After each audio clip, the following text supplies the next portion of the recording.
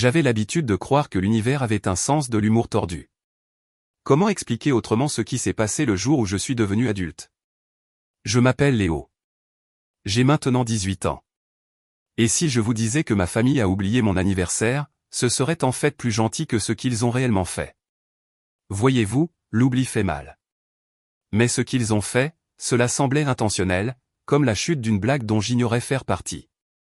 Laissez-moi revenir en arrière. J'ai grandi dans une petite ville où tout le monde connaît votre nom et probablement la couleur de vos draps de lit.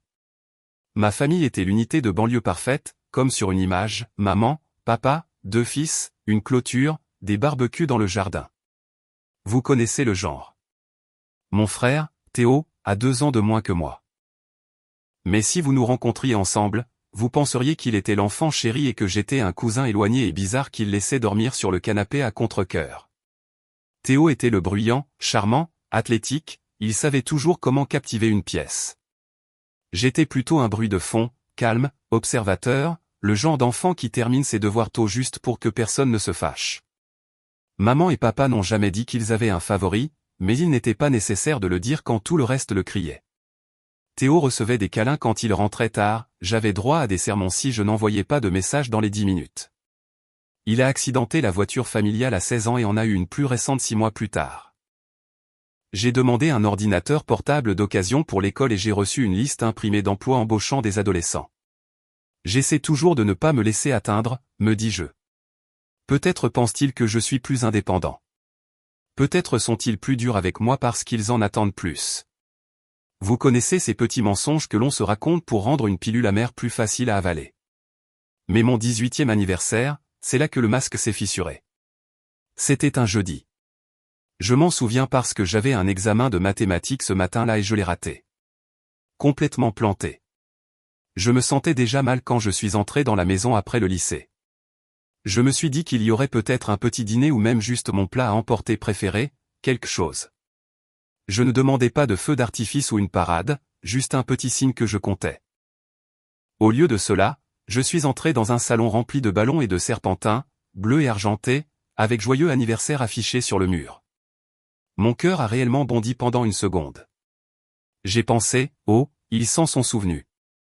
Et puis Théo est entré derrière moi, souriant jusqu'aux oreilles. Qu'est-ce que tu en penses, a-t-il dit, les yeux pétillants. Surprise. C'est là que j'ai remarqué que la bannière ne disait pas joyeux 18 ans. Elle disait juste joyeux anniversaire. Et Théo, son anniversaire est dans 3 semaines. Maman est sortie de la cuisine avec un chapeau de fête, enregistrant déjà tout sur son téléphone. Tu es rentré. Elle rayonnait vers lui, m'ignorant complètement. Vite, mets-toi là-bas près de la table. Nous devons prendre une photo avant de couper le gâteau. Je suis juste resté là, mon sac à dos toujours sur moi, regardant toute ma famille s'agiter comme si c'était le matin de Noël. Mon père a donné à Théo une boîte emballée avec un vrai nœud, et Théo l'a déchiré comme un enfant. C'était un téléphone tout neuf, le dernier modèle. J'avais encore un modèle d'occasion fissuré avec une batterie qui tenait peut-être 4 heures les bons jours. Je me suis éclairci la gorge. Ce n'est pas mon anniversaire aujourd'hui? Tout le monde s'est figé juste un instant. Puis maman s'est tournée vers moi, a forcé un rire et a dit, oh, c'est vrai. Nous ne t'avons pas oublié, chérie. Tiens. Elle m'a tendu une carte pliée et a pointé le comptoir de la cuisine où se trouvait un petit gâteau. À moitié mangé, pas de bougie, pas de nom, juste une part manquante dans le coin, une sorte de bouillie, comme si quelqu'un l'avait utilisée pour caler un tiroir ouvert. La carte disait, sois plus comme lui. C'était tout. Pas de blague, pas d'amour, pas même un joyeux anniversaire. Et puis ils ont ri. Ce n'était pas cruel au début, plutôt un rire nerveux, comme s'ils pensaient que tout cela n'était qu'une drôle de blague. Et j'étais censé rire aussi. Mais personne n'a dit, je plaisante. Personne n'a offert une deuxième carte ou un vrai cadeau. Juste Théo tenant son nouveau téléphone, l'air légèrement mal à l'aise avant de détourner le regard. Je n'ai rien dit. Je n'ai pas pleuré. J'ai juste hoché la tête, posé la carte sur le comptoir et je suis monté à l'étage. Cette nuit-là, j'ai préparé un sac à dos, un sweat à capuche, 2 chemises, un jean, des chaussettes, mon chargeur de téléphone et les 40 € d'urgence que j'avais cachés dans une boîte à chaussures sous mon lit. J'ai attendu que la maison soit calme. Puis j'ai marché 4 pâtés de maison jusqu'à l'arrêt de bus sous la lueur ambrée d'un lampadaire clignotant et je suis monté dans le dernier car en direction de Lyon. Je ne savais pas ce que j'allais faire.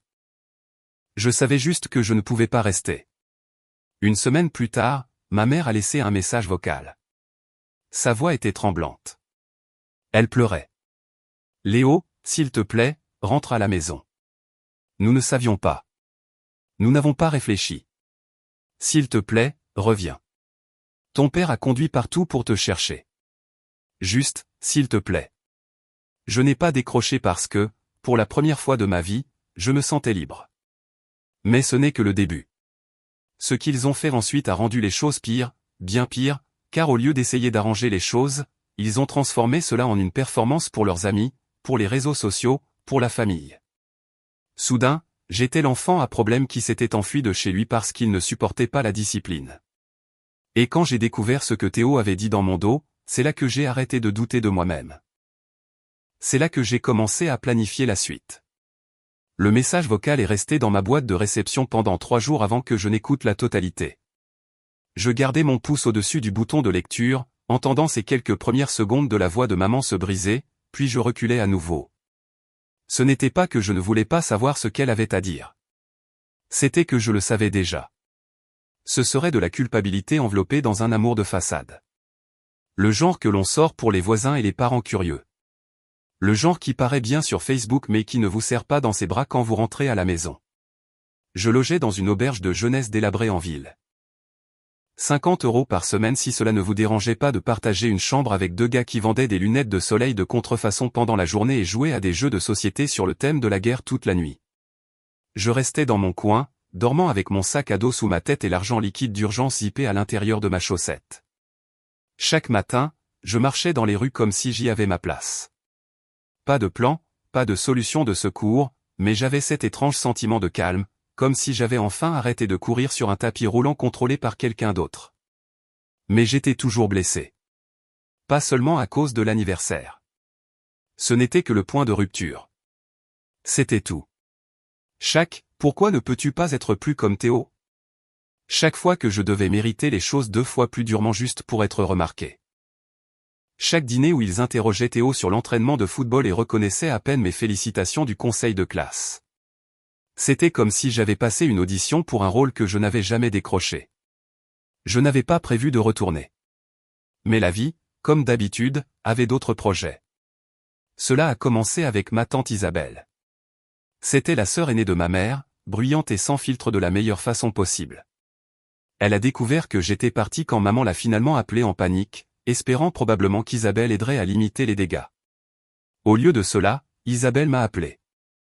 Elle a retrouvé mon numéro dans une ancienne conversation de groupe de Noël et a laissé un message brutal, « Appelle-moi. Léo. Maintenant. » Alors, je l'ai fait. « Es-tu en sécurité ?» a-t-elle demandé. Pas d'échauffement.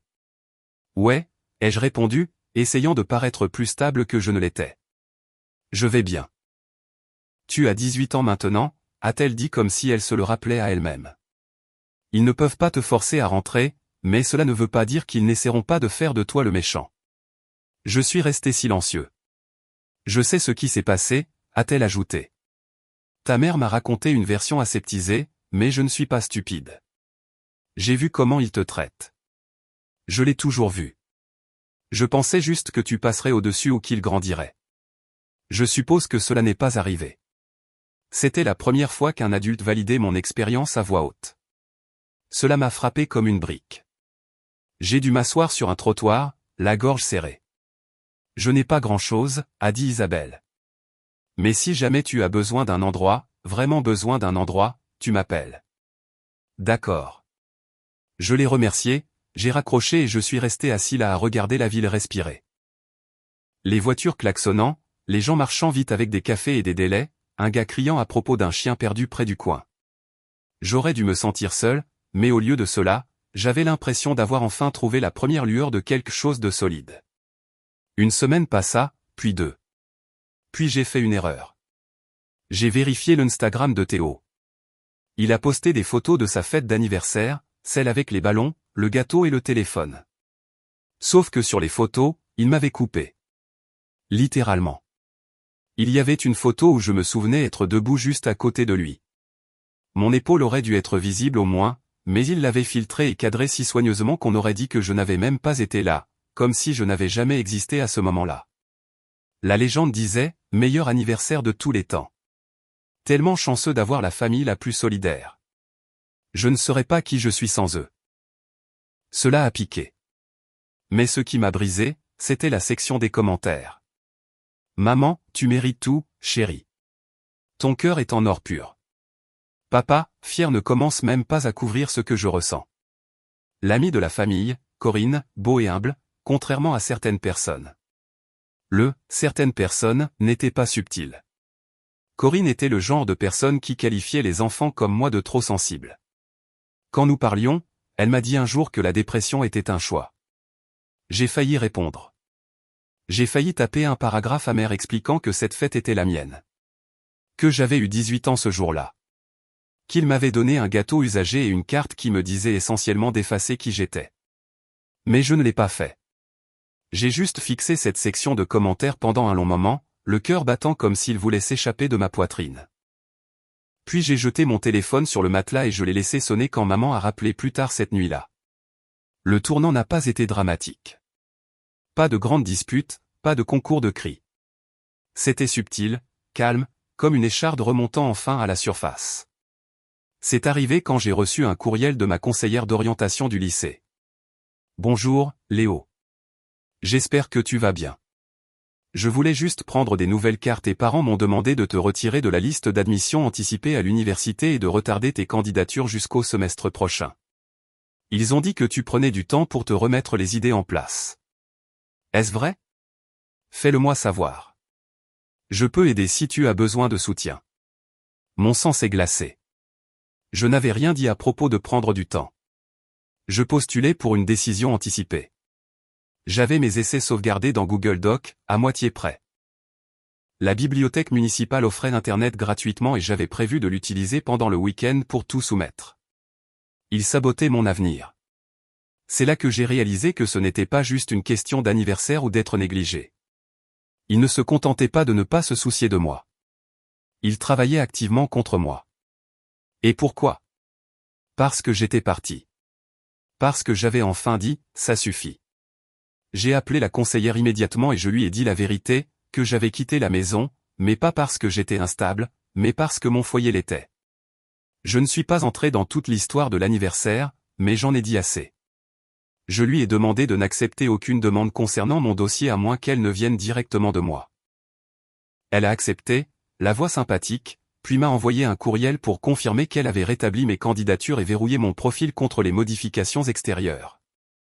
J'ai raccroché, tremblant, furieux, mais étrangement calme, comme le moment avant une tempête quand le ciel devient immobile. J'avais fini d'être gentil. Mais ce qui a suivi, c'était la vraie trahison. Isabelle m'a appelé quelques jours plus tard, chuchotant comme si elle ne voulait pas que quelqu'un entende. « Je viens de quitter la maison de tes parents », a-t-elle dit. Ils m'ont invité à dîner pour arranger les choses, mais Léo, ce n'était pas à propos de toi. J'ai cligné des yeux, m'asseyant dans mon lit. Que veux-tu dire? Ils voulaient que je prenne Théo chez moi pour quelques semaines, a-t-elle dit. Ils ont dit qu'ils avaient besoin d'espace, que les choses étaient trop tendues à la maison avec ton départ, et que Théo luttait émotionnellement. J'ai ri, pensant qu'elle plaisantait, mais ce n'était pas le cas. Ils ont dit qu'il agissait mal parce que tu lui manques, a continué Isabelle.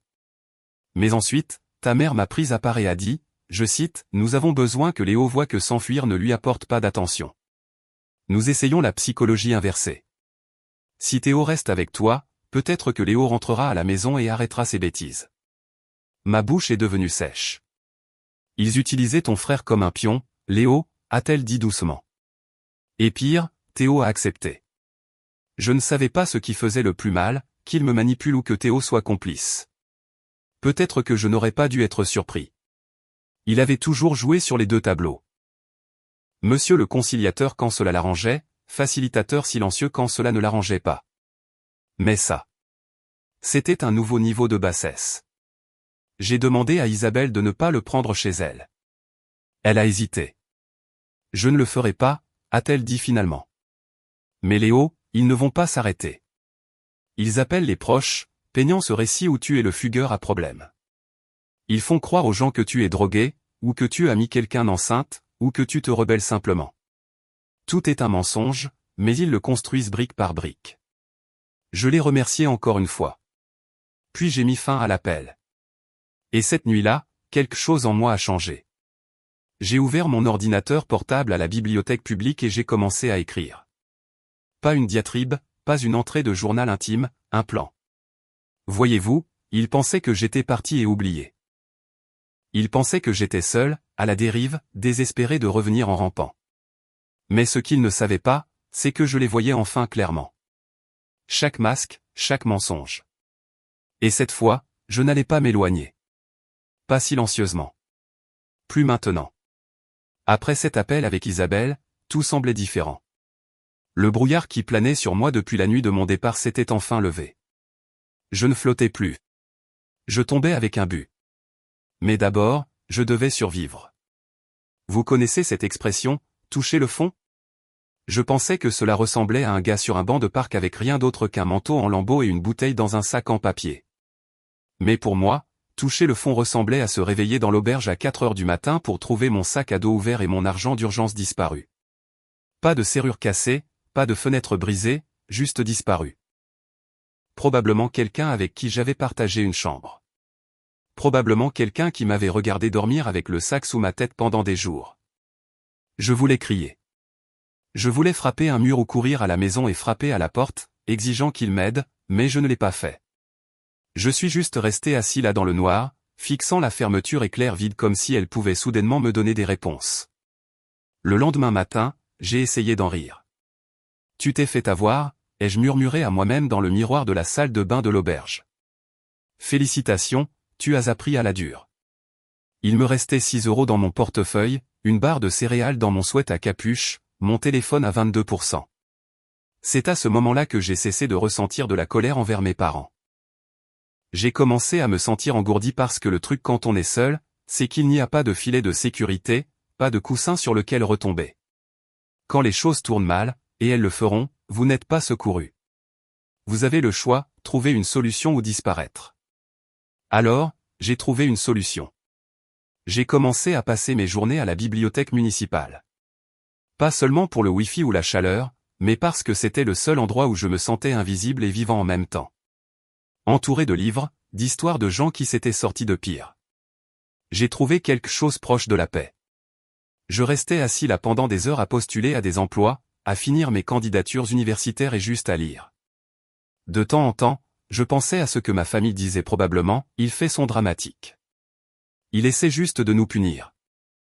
Il reviendra en rampant quand il réalisera qu'il ne peut pas y arriver. Mais je ne voulais pas revenir. Pas pour de l'aide, pas pour de la pitié, et certainement pas pour leur donner la satisfaction d'avoir raison. Un après-midi, alors que je parcourais sans but les offres d'emploi, j'ai entendu une conversation derrière moi. 2 gars parlaient du fait que leur livreur habituel les avait lâchés. L'un d'eux m'a regardé, probablement parce que j'étais assis à cette même table depuis une semaine d'affilée, et a dit « Eh, tu sais faire du vélo ?» J'ai cligné des yeux. « Oh ouais.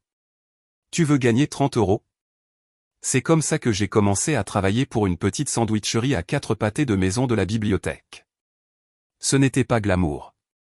Ils ne m'ont même pas donné de vélo, juste un vieux tout cabossé que je pouvais emprunter si j'acceptais de réparer les pneus moi-même. Je l'ai fait. J'ai réparé la chambre à air avec du ruban adhésif et une prière et j'ai commencé à faire des livraisons dans la ville. Pour boire en espèces uniquement. Le premier jour, j'ai gagné 42 €, plus que je n'avais jamais gagné en faisant des corvées dans cette maison. J'ai mangé un vrai repas ce soir-là, des ramen bon marché, une pomme et une de ces barres chocolatées qui coûtent plus cher qu'elles ne le devraient, mais qui m'ont fait me sentir humain à nouveau. Au cours des semaines suivantes, j'ai construit une routine. Réveil tôt, douche à la salle de sport, le propriétaire de la sandwicherie m'a glissé un abonnement gratuit après que j'ai couvert 3 doubles quarts de travail. Livrer des sandwichs de 10 h à 16 h. Travailler sur les trucs de l'université le soir à la bibliothèque, puis dormir à l'auberge. C'était petit, fragile, mais c'était à moi. J'ai commencé à tenir un petit carnet où je notais des objectifs, des citations que j'entendais, des rêves bizarres, même juste des pensées aléatoires. Un jour, j'ai écrit « Tu n'es pas invisible ». Tu grandis juste dans l'obscurité. Cette phrase est restée avec moi. À la mi-novembre, j'avais assez économisé pour quitter l'auberge. Isabelle m'a aidé à trouver une chambre à louer dans un quartier calme près de la périphérie de la ville. Une vieille dame louant son sous-sol pour pas cher en échange de quelques corvées de base. C'était froid, il y avait des courants d'air et ça sentait la naphtaline. Mais j'avais une clé, un endroit qui fermait à clé, un espace à moi. Isabelle m'a même donné un ordinateur portable d'occasion. Rien de sophistiqué, mais assez pour écrire des essais et vérifier mes courriels sans vivre à la bibliothèque. Elle n'a rien demandé en retour. La première fois que je lui ai apporté des courses juste pour dire merci, elle m'a regardé comme si je lui avais donné de l'or. « Tu as toujours été un bon gamin », a-t-elle dit doucement. Il ne savait juste pas comment le voir. J'ai failli m'effondrer en pleurs dans son allée. La semaine avant Noël, j'ai reçu ma première admission à l'université. Ce n'était pas mon école de rêve, mais c'était la mienne. Prise en charge complète et bourse. Ils m'ont offert une place pour leur semestre de printemps si je pouvais prouver mon indépendance financière. J'ai appelé le bureau des admissions, expliqué ma situation et leur ai tout envoyé, lettres, anciens relevés bancaires, même une note d'Isabelle. 2 jours plus tard, ils ont rappelé et ont dit « Bienvenue ». J'ai raccroché et je me suis assis au milieu du sol, fixant le courriel avec mon nom dessus. Cette nuit-là, j'ai acheté un petit cupcake à la boulangerie au bout de la rue, allumé une bougie et me suis chanté de silencieuses félicitations. Je ne l'ai toujours pas dit à mes parents. Pas encore. Ils postaient toujours des selfies de famille en ligne. Le grand dîner de famille de novembre avec Théo en bout de table. La légende de maman, reconnaissante pour le fils qui est resté. Mon nom n'a pas été mentionné. Aucune mention. Comme si j'avais été effacé. Mais c'était bien parce que je n'étais pas parti. Je construisais. Et petit à petit, je devenais quelqu'un qu'il ne pouvait plus toucher. La meilleure partie, Théo a pris contact. Cela a commencé par un texto. Théo, ça va ? Je l'ai fixé pendant un long moment. Je ne savais pas quoi dire. Je n'étais plus en colère. J'étais juste épuisé. Mais quelque chose me disait de ne pas l'ignorer. Alors, j'ai répondu, moi ? Je m'en sors bien. Toi ? Il a attendu une journée entière avant de répondre. Théo, les choses sont bizarres ici. Il parle de toi comme si tu étais une sorte de fantôme. Maman a pleuré la semaine dernière parce qu'elle a vu ta brosse à dents toujours dans la salle de bain. Cela m'a frappé plus fort que je ne le pensais. Pas parce qu'il me manquait, mais parce qu'il ne faisait que pleurer l'idée de moi, pas la personne qu'ils avaient repoussée. Théo, je ne savais pas qu'ils allaient m'utiliser comme ça. Je pensais qu'ils voulaient vraiment t'aider à revenir. Je n'ai pas répondu tout de suite. Qu'est-ce que je pouvais même dire ? Que, désolé, n'effaçez pas 18 ans à être le second. Que j'aurais aimé qu'ils me défendent quand c'était important. Que je détestais la facilité avec laquelle ils pouvaient se glisser dans le rôle de victime et de héros, selon la pièce.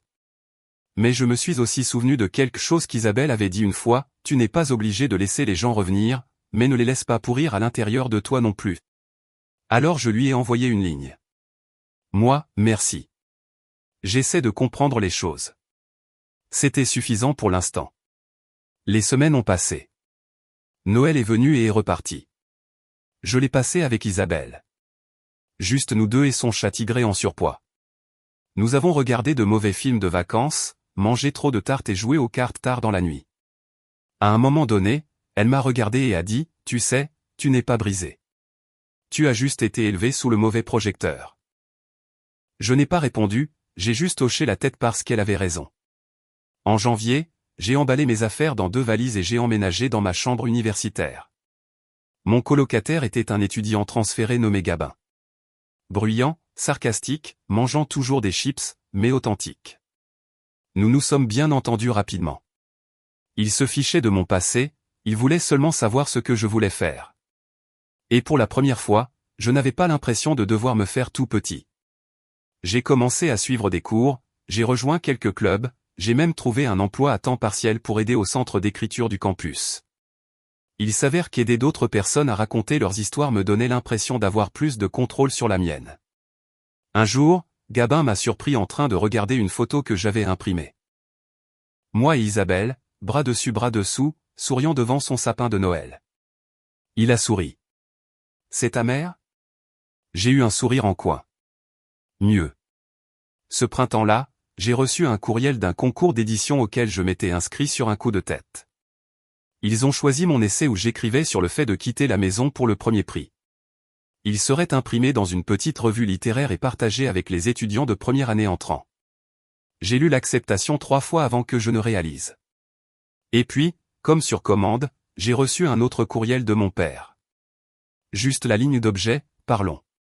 Et juste comme ça, le passé n'était plus derrière moi. Il frappait à la porte.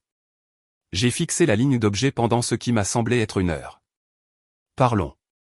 2 mots, pas de ponctuation, pas de chaleur. Cela venait de l'ancien courriel professionnel de mon père, celui qu'il utilisait quand il voulait paraître sérieux. Pas, papa, pas, et fils, juste un ordre enveloppé dans des lettres minuscules déposées dans ma boîte de réception comme un caillou essayant de provoquer des ondulations dans un lac qui avait déjà gelé. Je ne l'ai pas ouvert tout de suite. Au lieu de cela, j'ai marché dans le couloir jusqu'au café du campus, je me suis acheté le café le plus fort qu'ils avaient et je me suis assis près de la fenêtre avec mon téléphone sur mes genoux. Pendant 1 seconde, j'ai envisagé de supprimer le courriel sans le lire. Mais quelque chose en moi s'est arrêté. Pas de la curiosité exactement, plutôt de la stratégie. Quelque chose avait changé en moi ces derniers mois. Je ne réagissais plus. Je planifiais. Et pour planifier correctement, vous avez besoin d'informations. Alors, j'ai ouvert le courriel. Léo, nous avons beaucoup pensé à toi. Ce n'est pas pareil ici sans toi. Ta mère traverse une période difficile et Théo a été plus calme ces derniers temps. Nous aimerions vraiment parler. Peut-être dîner si tu es d'accord. Je sais que les choses ne se sont pas bien terminées, mais nous voulons arranger les choses. Fais-nous savoir, papa.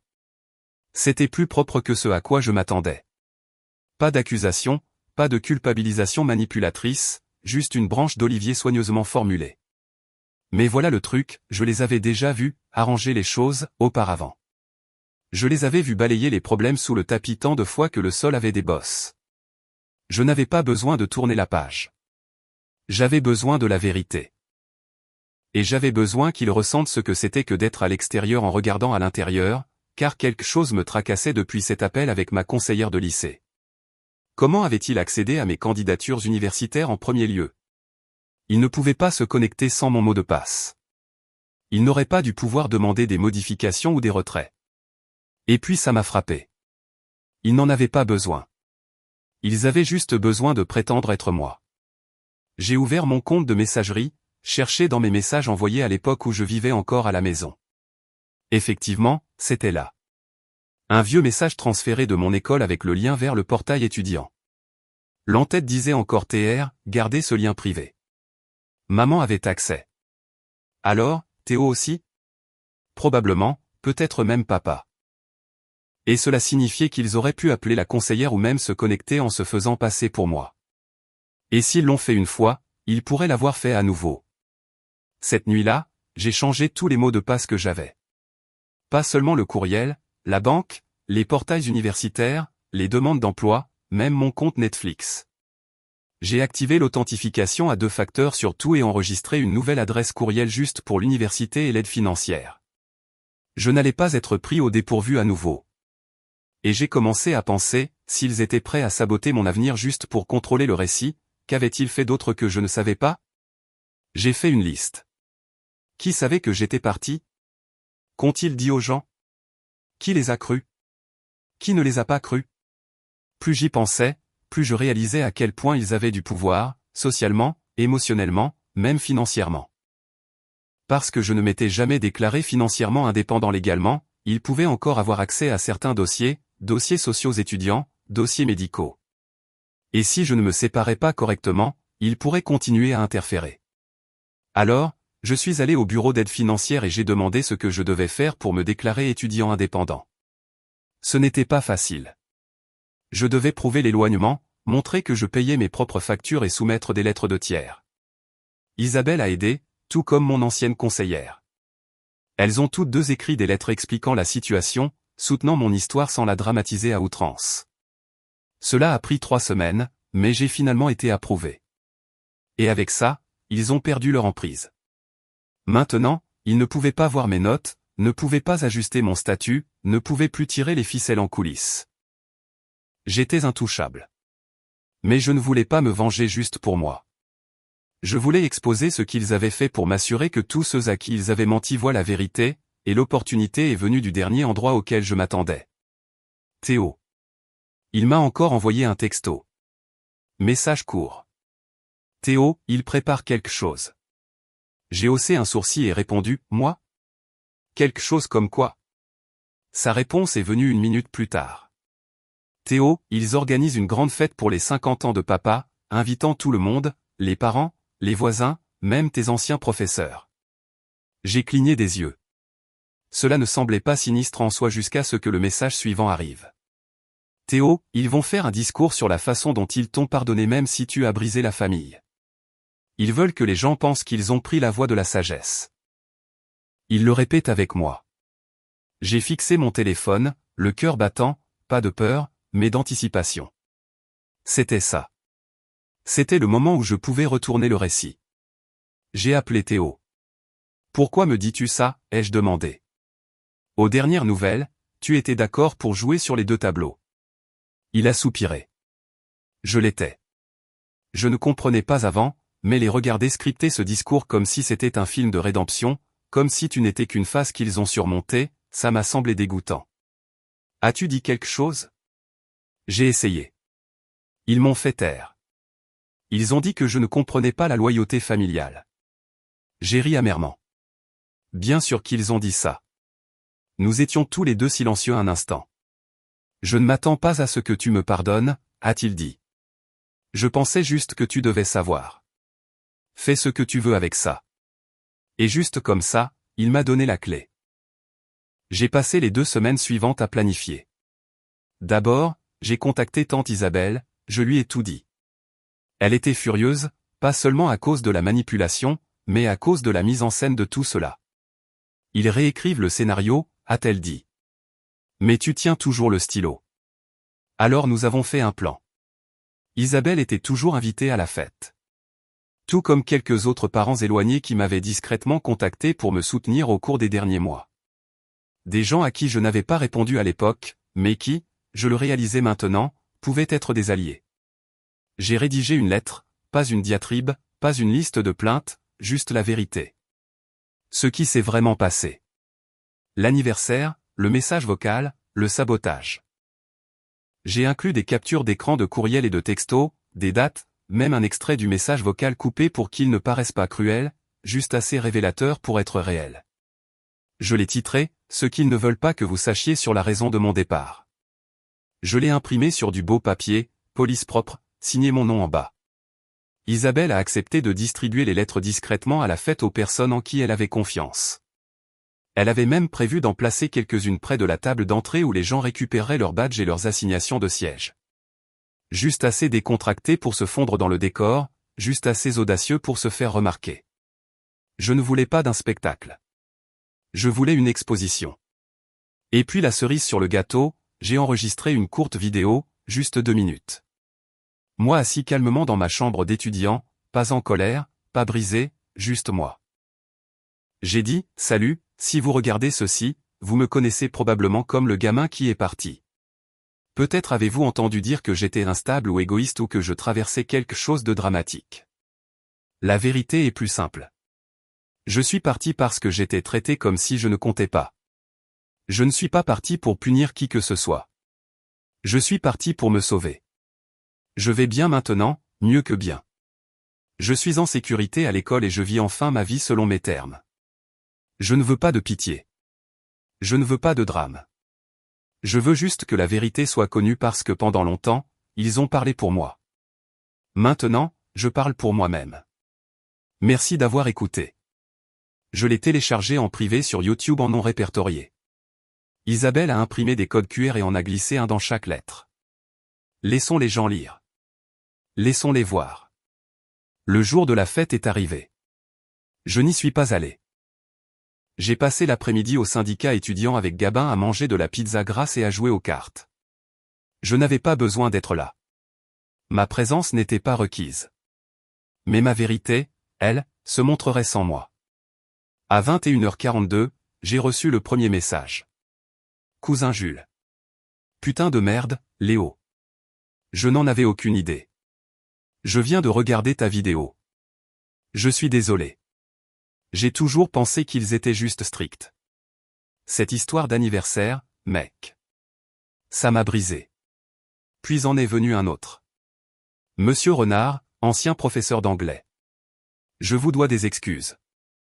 J'ai cru la version qu'ils m'ont racontée, mais je vois maintenant à quel point ils ont déformé l'histoire. Vous méritiez mieux. Et puis de Théo. Théo, tu l'as fait. 2 mots, mais je savais ce qu'il voulait dire. Le discours n'a jamais eu lieu. Isabelle m'a dit plus tard qu'une fois que les lettres ont commencé à circuler, les gens ont commencé à parler doucement au début, puis plus audacieusement. Quelques-uns ont même confronté mes parents directement. Ma mère a pleuré, mon père s'est mis en colère, ils ont blâmé Isabelle, l'ont accusée de comploter, mais le mal était fait. La vérité était sortie. Et l'histoire qu'ils avaient essayé de scripter, elle avait été déchirée et réécrite par moi.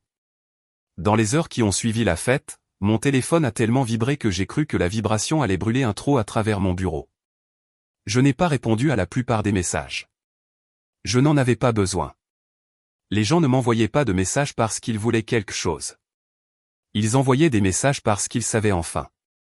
Quelque chose à propos de cette validation silencieuse m'a touché différemment. Ce n'était pas bruyant ou dramatique. Cela semblait juste propre, honnête, comme l'air s'éclaircissant après une tempête. Mais les retombées, cette partie n'était pas calme du tout. Le matin après la fête, Isabelle a appelé. Pas texté, appelé. Elle faisait rarement ça à moins que quelque chose d'important ne se produise. Assieds-toi, a-t-elle dit au moment où j'ai répondu. Je suis au lit, ai-je répondu. Bien, reste allongé, mais prépare-toi. Elle a pris une respiration. Tes parents sont en mode gestion de crise. Fortement. Ils ont appelé les proches toute la matinée, essayant d'expliquer le malentendu. J'ai ri doucement. Laisse-moi deviner. Soudain, ma lettre était fausse. Les captures d'écran étaient éditées et le message vocal était sorti de son contexte. Oh, ils sont allés plus loin, a-t-elle dit. Ton père a essayé de dire qu'il voulait te donner de l'espace, mais que tu as déformé le récit. Ta mère a pleuré pendant 30 minutes d'affilée. Et puis l'un des oncles a souligné que la date sur la photo du gâteau qu'ils ont posté l'année dernière ne correspondait pas à l'anniversaire de Théo. Et tu sais ce que ton père a fait? Quoi? Il a accusé la boulangerie. J'ai couvert mon visage avec mon oreiller et j'ai gémi. D'une certaine manière, c'était à la fois pathétique et prévisible. Et Théo? Ai-je demandé en m'asseyant. Il est parti tôt, a dit Isabelle. Après que la confrontation a commencé, il a dit qu'il en avait fini avec le théâtre et il est sorti. Je n'ai pas eu de nouvelles de lui depuis. Cela m'a surpris. Le genre de surprise calme qui ne frappe pas tout d'un coup, mais parlant de pulsation. Et maintenant, ai-je demandé. C'est à toi de voir, a-t-elle dit. Ils perdent le récit, Léo. Les gens n'achètent plus l'histoire des pauvres parents incompris. Si tu veux entrouvrir la porte pour qu'ils s'expliquent, tu peux. Mais si tu veux garder tes distances, personne ne te blâmera. Je l'ai remercié, lui ai dit que j'avais besoin de temps. Puis j'ai raccroché et je suis resté assis là à fixer l'écran vide de mon ordinateur portable. La vengeance n'était pas un moment unique. Ce n'était pas la lettre. Ce n'était pas la vidéo. Ce n'était même pas la scène à la fête. La vengeance était un lent et constant basculement de pouvoir. La vengeance, c'était le contrôle.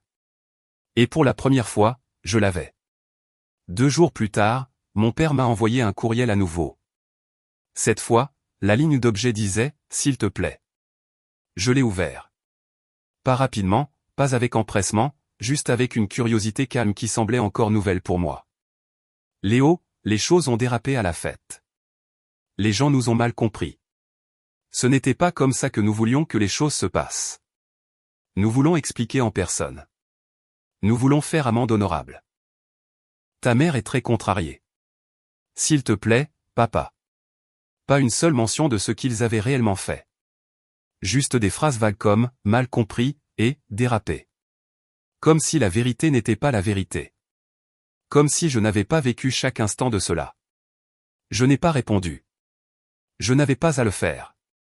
Au lieu de cela, j'ai rédigé un courriel différent, pas à eux, au bureau administratif de l'université. J'ai demandé une restriction formelle sur les informations communiquées à mes parents, confirmant que j'étais légalement indépendant et que je ne souhaitais aucun contact de leur part concernant les questions scolaires. Ils l'ont approuvé dans les 48 heures. Puis j'ai bloqué les numéros de mes parents. Pas définitivement, juste jusqu'à ce que je décide quelle serait la prochaine étape. Parce que le truc avec la vengeance, c'est qu'elle n'a pas besoin d'être tape à accent grave l'œil. Elle doit juste être définitive. Les semaines ont passé. Ma vie s'est installée dans quelque chose qui semblait stable, ancré. Gabin et moi étions pratiquement frères à ce stade. J'ai appris à cuisiner autre chose que des ramen au micro-ondes. J'ai rejoint un groupe d'écriture. J'ai même été embauché comme tuteur pour les étudiants de première année, ceux qui payaient plus que mon travail à la sandwicherie et venaient avec des bons de repas gratuits. Les choses étaient bonnes, paisibles. La partie étrange, l'absence de mes parents ne ressemblait pas à un membre manquant. Cela ressemblait à du tissu cicatriciel, là, mais ne faisant plus mal. Mais la paix seule n'était pas la fin de cette histoire. Pas toute la fin en tout cas, car il restait encore un dernier fil à nouer. Un dernier mouvement, et il est venu de Théo. Il est apparu sur le campus sorti de nulle part. Je ne l'attendais pas. J'étais assis à l'extérieur de la librairie du campus en mangeant un bagel et en révisant un brouillon d'essai quand j'ai entendu quelqu'un s'éclaircir la gorge. J'ai levé les yeux. Il était là, les mains dans les poches, les épaules légèrement voûtées, les cheveux ébouriffés comme s'il avait passé ses mains dedans pendant des heures. Il semblait plus vieux d'une certaine manière, pas physiquement, juste plus lourd, comme si la réalité s'était enfin assise sur lui. Et, a-t-il dit. Je me suis penché en arrière sur ma chaise. Je ne pensais pas te voir par ici. Je sais. Désolé de te tendre une embuscade. J'ai essayé d'envoyer des textos, mais tu n'as pas répondu.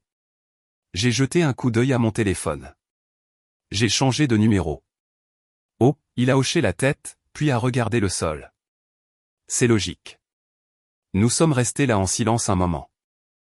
Le genre qui s'installe entre deux personnes qui ont grandi dans la même maison mais ne se sont jamais vraiment connues. Finalement, il a dit, je voulais parler face à face. À propos de la fête, à propos de tout. Je lui ai fait signe de s'asseoir. Il l'a fait. Il a pris une profonde inspiration. Tu avais raison, a-t-il dit doucement. À propos du favoritisme, à propos des 2 poids 2 mesures. Je ne l'ai pas vu. Eh bien, je l'ai vu, mais je ne voulais pas le voir. Cela me profitait. Et quand quelque chose vous profite, c'est facile de prétendre que cela n'arrive pas, son honnêteté m'a surpris. Je ne l'ai pas interrompu. Après ton départ, a-t-il continué, ils ont paniqué. Pas parce que tu leur manquais, du moins pas de la façon dont ils l'ont dit. Ils ont paniqué parce que l'image de la famille s'est fissurée. Ils se souciaient plus de ce que les gens pensaient que de l'endroit où tu étais. Et je les ai laissés m'utiliser pour réparer l'image. Il a dégluti. C'est ma faute. Je suis resté silencieux, laissant les mots atterrir. Il m'a jeté un coup d'œil. Tu n'es pas obligé de me pardonner. Je ne voulais juste pas être une autre personne qui disparaît quand les choses deviennent inconfortables. Je ne savais pas quoi dire. Alors, j'ai posé une question simple. Pourquoi m'avoir parlé de la fête? Parce que ce n'était pas juste, a-t-il dit. Et parce que tu méritais une chance de raconter ta version. Tu méritais une voix. Pendant un moment, aucun de nous n'a parlé. Puis il a demandé, es-tu heureux? J'y ai réfléchi. À la chambre que je louais. Au travail que j'aimais. Aux cours qui me mettaient au défi. Aux amis que je me faisais. À l'avenir qui semblait enfin être le mien. Ouais, ai-je dit. Je le suis. Il a hoché la tête. A presque souri. Bien. Avant de se lever pour partir, il a ajouté. Maman et papa sont en train de vriller. Les gens les regardent différemment maintenant, posent des questions. Ils ne savent pas comment gérer ça. Ce n'est plus mon problème, ai-je dit. Il a laissé échapper un souffle calme. Je sais, et c'est ce qui les effraie. Il a fouillé dans sa poche et a placé quelque chose sur la table avant de s'éloigner. C'était la carte d'anniversaire, celle qui disait « Sois plus comme lui ». Sauf que cette fois, quelque chose de nouveau était écrit en dessous avec une écriture plus petite. Son écriture. Je suis désolé. J'aurais dû être plus comme toi. Je n'ai pas pleuré. Je ne me suis pas senti en colère. Je me suis juste senti fini, pleinement, complètement fini.